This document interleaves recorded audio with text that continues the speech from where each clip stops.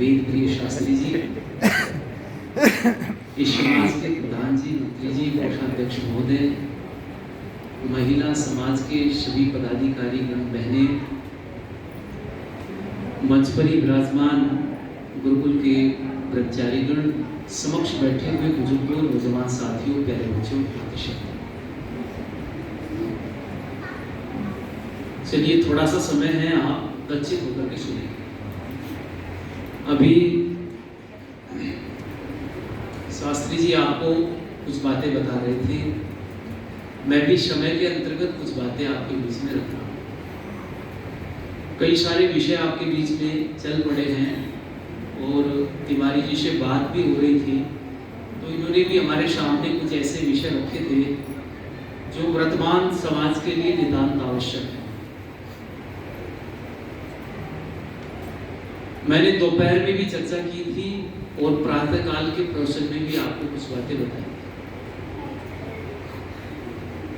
सज्जनों, कहते हैं एक बार एक राजा ने एक अंगूर की बेल लगाई। सभी ध्यान से सुनेंगे, बाद में प्रश्न भी पूछूंगा मैं बच्चों से, बच्चे इधर बैठ के सुनेंगे। कहते राजा ने एक अंगूर की बेल लगाई। अब वो बेल लगा दी तो कुछ समय के बाद उस पर अंगूर लग गए, और जब अंगूर उस पर लगने लगे तो कहते एक चिड़िया आती, जो भी अंगूर पकता उसको खा जाती। अब राजा देखता कि मैंने तो ये बेल अंगूर खाने के लिए लगाई थी, लेकिन जो भी अंगूर पकता है उसको ये चिड़िया खा जाती है। एक दिन राजा ने घात लगा करके उस चिड़िया को पकड़ लिया, और जैसे उस चिड़िया को हाथ में दबोचा, दबोचने के बाद में वो चिड़िया राजा से कहने लगी, राजन मुझे मारना मत, मैं तुम्हें 4 ज्ञान की बातें बताऊंगा। क्या बोला चिड़िया ने? राजन मुझे मारना मत, मैं तुम्हें 4 ज्ञान की बातें। तो राजा ने उसको पकड़ा और राजा कहने लगा कि बताओ तुम क्या बताना चाहती हो। चिड़िया कहती है अगर तुमने मुझे मार दिया तो 4 ज्ञान की बातें तुमसे छूट जाएंगी। तो राजा ने कहा कि ठीक है, बताओ वो कौन सी ज्ञान की बातें हैं। तो चिड़िया ने पहली बात राजन से कही कि राजन तुम कभी हाथ आए शत्रु को माफ मत करना। क्या बात बोली पहली? कि राजन कभी हाथ आए शत्रु को माफ। राजा चिड़िया से कहता है कि चिड़िया दूसरी बात बताओ, दूसरी बात क्या है। तो जब दूसरी बात बताने के लिए गई तो चिड़िया कहती है राजन जो मिथ्या बातें हैं, जो झूठी बातें हैं, उन पर कभी विश्वास मत करना। और जब तीसरी बात के बारे में राजन ने कहा कि अब तीसरी बात बताओ, तो चिड़िया कहती है कि इतना दबा करके बैठा है, कम से कम थोड़ा हाथ तो खोल, मुझे सांस तो आने दे। जब मुझे सांस आएगा तभी तो कुछ बताऊंगी। तो जैसे ही राजा ने ऐसे हाथ खोला तो चिड़िया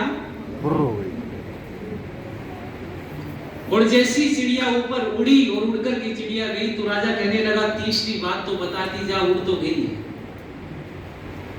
तो चिड़िया कहती है राजन तीसरी बात यह है कि बीती हुई बातों पर कभी शोक मत करो। और इतनी बात कहकर के चिड़िया ने कह दिया कि राजन मेरे पेट में 2 हीरे हैं। अब राजा यहाँ पर जब ये पता चला कि पेट में 2 हीरे हैं तो सर पर हाथ मार करके बैठ गया और कहने लगा कि चिड़िया हाथ से छूट गई है, चिड़िया पास में होती तो शायद काट को इसके 2 हीरे। तो चिड़िया कहती राजन तुमने मेरी सारी बात को विफल कर दिया है। मैंने कहा था कि बीती हुई बातों पर शोक, लेकिन ये बीत गया और तुम शोक कर बैठे हो। याद रखना ये चारों बातें इस हिंदू कौम पर लागू होती है। इस दृष्टांत को बताने का मेरा उद्देश्य मात्र यही है कि ये चारों की चारों बातें आप इस हिंदू कौम पर लागू करके देखो। राजा से पहली बात कहती है चिड़िया की राजन कभी हाथ आए शत्रु को माफ। अच्छा, शत्रु हाथ में आ जाए और उसको माफ कर दें तो क्या स्थिति बनती है हमारे सामने? स्थिति ऐसी बनती है, आप हाँ विकास नगर से हमारी बहन नंदिनी जी, शोभिका जी, धन्यवाद। आइए तो मैं निवेदन कर रहा था आपके बीच में कि जब हाथ आए शत्रु को हम छोड़ देते हैं तो वो शत्रु हमारे लिए घातक सिद्ध है। सज्जनों, इतिहास में उदाहरण है, उदाहरण उठा करके देखो। आप कहते हैं कि एक बार नहीं कई बार लोग लिखते हैं इतिहास में, लेकिन 2 बार तो युद्ध प्रसिद्ध है, पृथ्वीराज चौहान और गौरी का युद्ध आपने पढ़ा होगा इतिहास में। और ये प्रसंग मैं इसलिए सुना रहा हूं कि ये नितांत आवश्यक है वर्तमान समय के लिए। पृथ्वीराज चौहान और गौरी का युद्ध हुआ था, लेकिन उससे पहले घटना घटित हुई थी कि पृथ्वीराज चौहान तराइन नामक स्थान पर 1191 और 92 में 2 बार ये युद्ध हुआ। लेकिन जिस समय पृथ्वीराज चौहान उस समय में सम्राट थे, बलशाली थे, भुजाओं में बड़ी ताकत थी, बहुत बढ़िया तीरंदाज थे, बढ़िया तलवार चलाना जानते थे और देश की रक्षा करने के लिए अपना सर्वस्व न्योछावर करने को कुर्बान देते।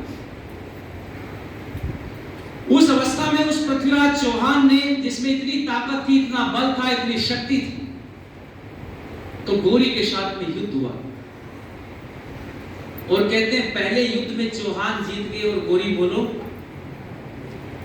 1191 में जो पहला तराइन के मैदान में जो युद्ध हुआ, उस युद्ध में पृथ्वीराज चौहान जीत गए और गौरी हार गए। और हारने के बाद में जब गौरी अपने देश लौटे तो उन्होंने एक घुसपैठिया वहां से भेजा। और वो घुसपैठिया कौन था? अजमेर से पहले एक स्टेशन पड़ता है जिसका नाम है मदार। आप जाओ कभी जाकर के देखना है, मदार नाम का स्टेशन है। वहां पर ये घुसपैठिया आकर के रहने लगा, जिसका नाम था मोइनुद्दीन चिश्ती।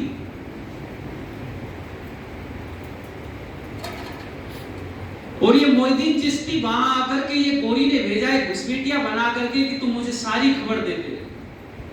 और कहते हैं कि चौहान के साथ में जयचंद का वैमनस्य बढ़ा, जयचंद का चौहान के साथ में वैमनस्य की पूरी खबर ये मोइनुद्दीन चिश्ती बराबर गौरी को देता रहा। और गौरी को बोला कि अब मौका है, अब मौका है, तुम जयचंद से हाथ मिलाओ। और यही हुआ कि गौरी ने जयचंद से हाथ मिलाया और गौरी की सेना दुगनी हो गई सज्जनों। और फिर से दूसरा युद्ध होता है, फिर से उसी स्थान पर दूसरा युद्ध होता है जिस स्थान पर पहले गौरी को हरा दिया था। और गौरी माफी मांग करके चौहान के सामने घुटने टेक करके गिड़गिड़ाता है कि मुझे माफ कर दो, और चौहान गौरी को माफ कर देते हैं। आज उसी युद्ध में चौहान हार जाते हैं और गौरी बोलो जगह वही। और उसी जगह पर जब चौहान हार गए और गौरी जीत गए तो चौहान एक बात कहते हैं कि गौरी मैंने तुम्हें कई बार माफ किया है, क्या तुम मुझे एक बार माफ नहीं करोगे?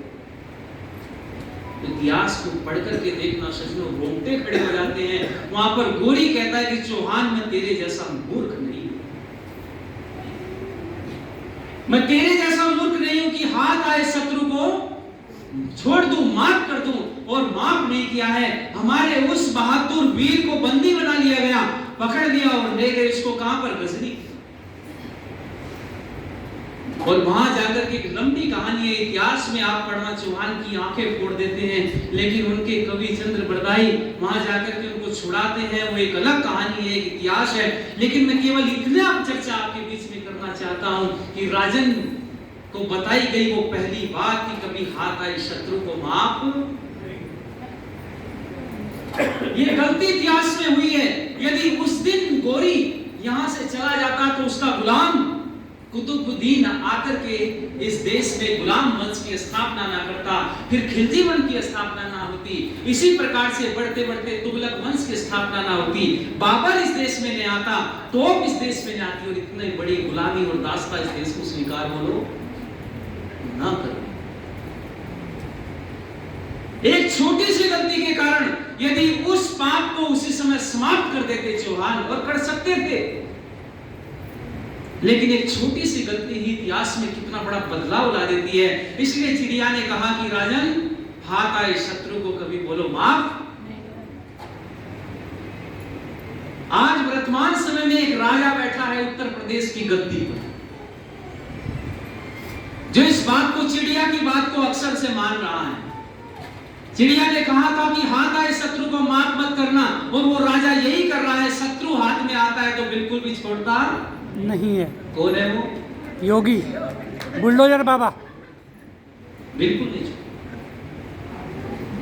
तो यहां कहने का अभिप्राय ये है कि किसी भी स्थिति में ऐसी विपरीत परिस्थितियां सामने नहीं आनी चाहिए। और दूसरी बात जो राजा से चिड़िया कहती है, वो कहती है कि कभी भी असंभव बातों पर विश्वास मत करना, असंभव बातों पर विश्वास मत करना। और दुर्भाग्य इस देश का है कि असंभव बातों पर ही आज विश्वास हो रहा है। जो चीजें असंभव हैं, जो चीजें वेद से अलग हैं, जो चीजें शास्त्रों से हटकर के हैं, जो चीजें हमें अविद्या में डालने वाली हैं, जो अंधविश्वास को बढ़ावा देने वाली हैं, आज लोग उन्हीं बातों पर विश्वास कर रहे हैं और लोग सुख जाते हैं।